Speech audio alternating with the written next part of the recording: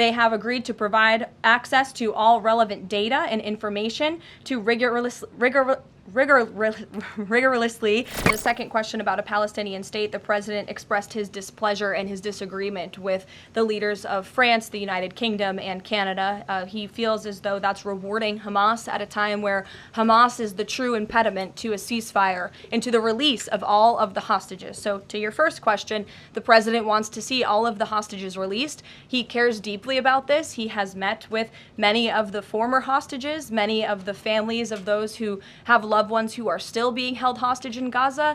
I have met with them too. It is absolutely devastating what these poor people have been through, and the president is always thinking about them, and that's why he's designated his special envoy, Steve Witkoff, who's doing a tremendous job to release the hostages and to end this conflict. But the president has always said the last remaining hostages, now there are 20 living hostages in Gaza, will always be the hardest because Hamas is unfortunately using these innocent people as bargaining chips. But nevertheless, we are committed to seeing this come to an end.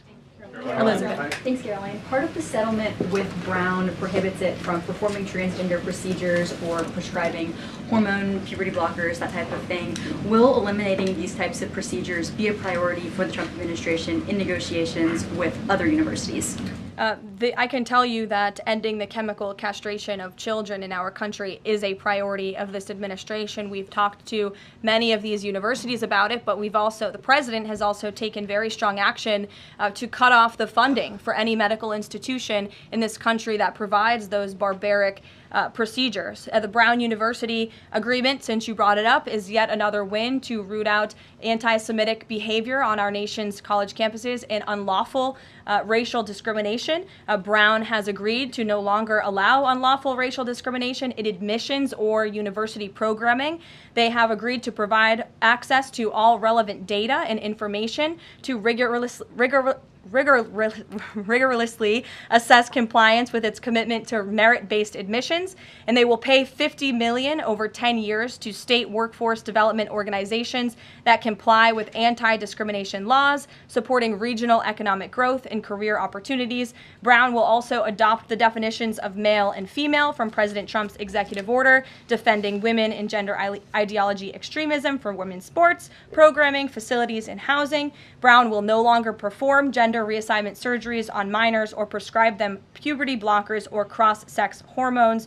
And Brown will take steps to improve the campus climate for Jewish students and combat anti-Semitism on their campus. This is yet another huge win for American students and for those who love our country and want to abide by our country's laws. On the topic of defending women from gender ideology extremism and helping women's sports, the president will be signing an executive order at 4 o'clock today with some very famous professional athletes whom I'm sure you all know. And that executive order will be focused on strengthening athletics in our country and making America healthy again. And we are going to re-implement the presidential fitness test in America's schools, which is, I think, something all Americans can get behind. So you'll hear from the president in 2 hours, and we will see you all there. Thank you.